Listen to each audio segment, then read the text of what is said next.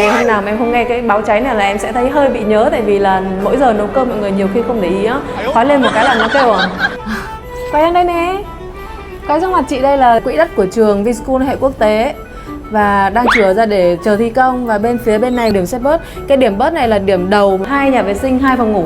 Cái này diện tích là 70 m², LG điều hòa này và thiết bị điều khiển bằng smart home này. Cái này là camera giám sát và nghe gọi. Đây là không gian phòng khách, cái phòng ngủ này là 2 phòng ngủ cộng nên mình sẽ có một cái khoảng chừa này, anh chị có thể để bàn làm việc ở đây hoặc là mình thêm một giường là tùy mình đấy cô. Cửa từ và cái cửa này là cửa 3 lớp chống cháy cũng khá là xịn nha. Trước phát là 3,8 tỷ và sau phát là 4 tỷ, hơn 4,2 tỷ. Anh chị mình liên hệ em nhé, em là Linh Giang thuộc phòng kinh doanh trực tiếp của chủ đầu tư Vinhome. Thank you.